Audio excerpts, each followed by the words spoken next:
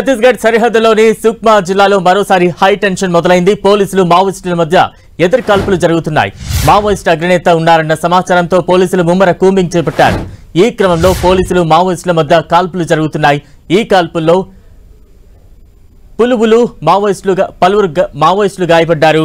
దంతెవాడ, బీజాపూర్, సుక్మా జిల్లాలో మావోయిస్టుల కోసం పోలీసులు కూంబింగ్ నిర్వహిస్తున్నారు.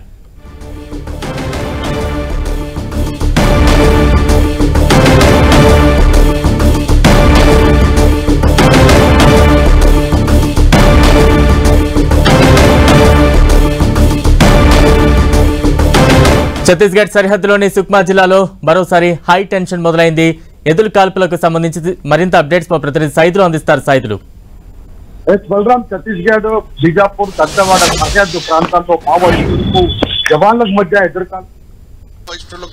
జవాన్లకు మధ్య ఎదురుకాల్పులు చోటు చేసుకుంటున్నాయి. ప్రస్తుతం కాల్పులు కూడా కొనసాగుతున్న పరిస్థితి అయితే కనిపిస్తుంది. మరోపక్క చూస్తే ఇప్పటికే మావోయిస్టులకు చాలా మందికి గాయాలయ్యాయని చెప్తున్నారు. మరికొంతమంది మృతి చెంది ఉంటారని కూడా పోలీసు వర్గాలు చెప్తున్న పరిస్థితి. అదే స్థాయిలో పెడియా అడవి ప్రాంతంలో మరో ప్రాంతం అయినటువంటి సుక్మాకి సరిహద్దు ప్రాంతంగా ఉన్న ప్రాంతంలో కూడా బేస్ క్యాంపు పైన ఒక్కసారిగా మావోయిస్టు మెరుపు దాడికి పాల్పడ్డారు. మెరుపు దాడిలో కొంతమంది జవాన్లకు గాయాలయ్యాయని కూడా తెలుస్తుంది. ఇద్దరు కూడా ఇరు వర్గాలపై కాల్పులు చోటు చేసుకున్నారు. ఒకేసారి రెండు చోట్ల కూడా అటు దంతెవాడ బీజాపూర్ సరిహద్దు ప్రాంతం, మరోపక్క సుక్మా బీజాపూర్ ప్రాంత సరిహద్దు ప్రాంతాల్లో రెండు చోట్ల కూడా కాల్పులు కొనసాగుతున్న పరిస్థితి అయితే కనిపిస్తుంది. మొత్తం ఒక హై టెన్షన్ కొనసాగుతుంది. మరోవైపు మావోయిస్టు అగ్రనేతలు ప్రత్యేకంగా సమావేశమయ్యారు. వందల సంఖ్యలో మావోయిస్టులు ఉన్నారనే సంగతి సమాచారం మేరకు కూంబింగ్ ప్రక్రియ అంటే దంతెవాడకు సంబంధించిన సిఆర్పీఎఫ్ కావచ్చు, మొత్తం ఆ ప్రాంతానికి సంబంధించిన కోబ్రా బలగాలు కూడా పెద్ద ఎత్తున కూడా అటవీ ప్రాంతంలో కూంబింగ్ కొనసాగుతుంది.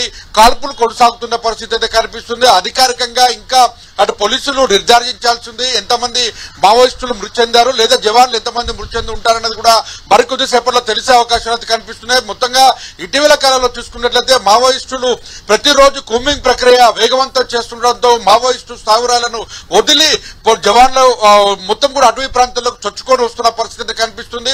ప్రధానంగా మావోయిస్టులకు ఈ వేసవి కాలం తీవ్ర నష్టాన్ని చేకూరుస్తుందని కూడా చెప్పుకోవచ్చు. ఎందుకంటే మొత్తం పచ్చని చెట్లన్నీ కూడా ఎండిపోయి ఆకు రాలిపోతున్న క్రమంలో క్లియర్ గా డ్రోన్ల ద్వారా పూర్తిగా మావోయిస్టు స్థావరాలను ఐడెంటిఫికేషన్ చేస్తూ కొత్తగా బేస్ క్యాంపులను కూడా ఏర్పాటు చేస్తున్నారు. మనం చూడొచ్చు, ఇటీవల కాలంలోనే మావోయిస్టు అగ్రనేతగా ఉన్నటువంటి ఇడ్మా సొంత గ్రామైన పువర్తిలో కూడా బేస్ క్యాంపును ఏర్పాటు చేశారు. అక్కడ జాతీయ జెండాను కూడా ఎగరవేసిన పరిస్థితి ఉంది. అక్కడ మెడికల్ క్యాంపులు కూడా నిర్వహిస్తున్న పరిస్థితి అయితే కనిపిస్తుంది. మొత్తంగా చూసుకుంటే ఏజెన్సీ ప్రాంతంలో మొత్తం ఛత్తీస్గఢ్ సరిహద్దు బీజాపూర్, కాంకేర్ కావచ్చు, సుక్మా ప్రాంతంలో ఈ ప్రాంతాల్లో అన్నింటిలో కూడా చాలా అబుజ్మడ్ దగ్గరగా ఉన్నటువంటి ప్రాంతాల్లో కూడా మావోయిస్టులకు బలమైనటువంటి ప్రాంతాల్లోకి మొత్తం బలగాలన్నీ కూడా చొచ్చుకొని పోతున్న పరిస్థితి కనిపిస్తుంది. ఈ బలగాలు చొచ్చుకొని పోవడంతో పాటు క్లియర్ గా మావోయిస్టు స్థావరాలను అక్కడి నుంచి ఖాళీ చేపించి వేసవి కాలం కావడంతో స్థావరాలు ఆ ఫోటోలను డ్రోన్ల ద్వారా ఐడెంటిఫికేషన్ రూట్ మ్యాప్ ను క్లియర్ చేసుకుంటూ కూడా ప్రతిరోజు వందల సంఖ్యలో అటవీని